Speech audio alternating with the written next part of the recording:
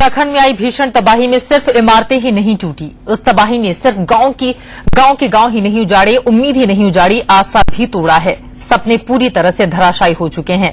उत्तराखंड के गुप्तकाशी से एक ऐसे गांव की कहानी आई है जिसे सुनकर किसी की भी रूह कांप जाए। उत्तराखंड के देवली गांव की इस बच्ची की आंखों में आंख डालकर देखिए। इस गांव के लोगों के साथ जो गुजरा है उसका अंदाजा खुद ब खुद आपको हो जाएगा। और अगर फिर भी ना समझ में आए तो जरा इन महिलाओं की आंखों में भी झांकने की कोशिश कीजिए। इस गांव के लोगों के साथ जो कुछ घटा, उसके बाद लोगों के मुंह से शब्द नहीं फूटते, लेकिन आंखें सब कुछ बोलती हैं। गुप्तकाशी से करीब 7 किलोमीटर पहले ये खूबसूरत वादियों में बसा देवली गांव। बेहद खूबसूरत ये गांव है। यहाँ पर जो लोग हैं खेती करते हैं और जो परिवार के अधिकतर कमाने वाले लोग हैं, जो मुखिया है, वो हर साल केदारनाथ का जब सीजन शुरू होता है, जब यात्री वहां दर्शन करने के लिए जाते हैं तो वहां पर पहुंचते हैं, जिससे कि वो अपने पैसा कमा सके और अपने परिवार का पालन पोषण कर सके। जो 6 महीने का समय होता है वही उनका कमाई का जरिया होता है। लेकिन इस खूबसूरत गांव को शायद किसी की नजर लग गई है, क्योंकि इस पूरे ग्राम सभा के अंदर करीब 57 ऐसे लोग हैं जो लापता हैं या फिर उनकी मृत्यु हो गई है इस त्रासदी के अंदर। देवली गांव में इस वक्त चारों तरफ मातम पसरा हुआ है, मरघट सी खामोशी है। पहाड़ पर आई तबाही के बाद से इस गांव के 57 लोग कहाँ हैं, किसी को भी नहीं पता। सवाल पूछिए तो इन महिलाओं की आंखों से आंसू छलक जाते हैं। ये पूनम है। 4 साल पहले पूनम की शादी सुरेश से हुई थी, लेकिन इस भीषण तबाही के बाद से सुरेश का कोई अता पता नहीं है। 3 साल की बेटी है, जिसे शायद अभी तक नहीं मालूम कि उसके पापा कहाँ हैं, और अगर नहीं है तो अब वो कभी नहीं आएंगे। 4 साल पहले पूनम की शादी हुई थी और एक प्यारी सी बच्ची उनकी गोद में, हिमानी। अब इनके जो पति है वो नहीं रहे। कैसे घर चलेगा, कैसे परिवार चलेगा, कुछ नहीं जानते। प्रशासन की तरफ से कुछ राशन जरूर इनके पास पहुंचा था, शायद मुट्ठी भर राशन था, कुछ दिन तो काम चल जाए, लेकिन आगे जीवन भर का क्या, कुछ नहीं जानती। कैसे इनकी बेटी की आगे परवरिश होगी, क्या ये स्कूल जा पाएगी।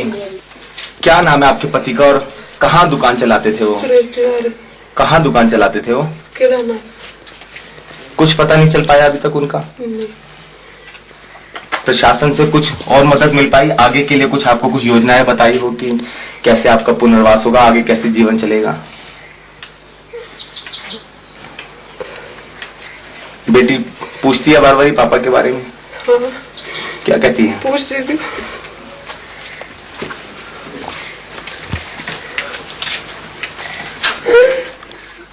देख सकते हैं बेहद खराब स्थिति यहाँ पर लोगों की, परेशान है।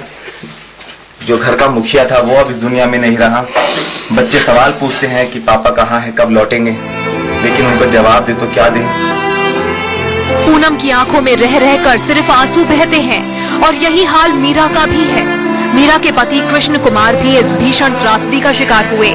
1.5 साल का बेटा जतिन है, बार बार अपने पापा को याद करता है, लेकिन ये माँ अब अपने बेटे को क्या बताए। मेरी गोद में ये जो बच्चा है इसका नाम जतिन है और उम्र महज 1.5 साल। जतिन को नहीं मालूम कि उसके पापा कहाँ गए। मम्मी रोती है वो भी समझ में नहीं आता, बस बोलता है तो कभी कभी पापा पापा। और शायद ये शब्द सुनकर इसकी माँ जो मीरा है, उनकी आंखों से आंसू छलक जाते हैं, क्योंकि आखिर बच्चे को कैसे बताएं कि इसके जो पापा हैं वो अब इस दुनिया में नहीं रहे हैं, इस त्रासदी का शिकार हो गए हैं। जी हाँ, जो उत्तराखंड में त्रासदी आई है, मीरा के जो पति हैं वो भी वहां पर थे और इस पूरी त्रासदी का शिकार हुए। रो रो कर परिवार का बुरा हाल है। मासूम बच्चा बस पा बोलता है, आगे परिवार कैसे चलेगा कुछ नहीं जानती। कोशिश करते हैं मीरा से बात करने की। मीरा जी, क्या नाम था आपके पति का, कहाँ थे वो? कृष्ण कुमार तिवारी। हाँ जी, कृष्ण कुमार तिवारी। कहाँ थे जिस समय ये त्रासदी हुई आपके पति? केदारनाथ। केदारनाथ में। कुछ पता नहीं चल पाया अभी कहाँ है? बच्चा पूछता है बार बार ही, कभी पापा आएंगे, पापा। क्या कहते हैं फिर आप? आएंगे पापा, जरूर आएंगे। हाँ तो रही है। देवली गांव के लोग हर साल 6 महीने केदारनाथ में रहते हैं। इस बार भी गांव के लोग केदारनाथ गए थे। वहां कोई खच्चर चलाता था, कोई फोटोग्राफी करता था, तो कुछ लोग और छोटे मोटे काम करते थे। लेकिन इस बार गांव के 57 लोग अभी तक नहीं लौटे हैं। हालात ये हैं कि आसपास के लोग इस गांव को अब विधवाओं का गांव कहने लगे हैं। हालात ये हैं कि आसपास के लोग इस गांव को अब विधवाओं का गांव कहने लगे हैं। इंडिया न्यूज के लिए देवली गांव से अभय पराशर के साथ वरुण जैन की रिपोर्ट।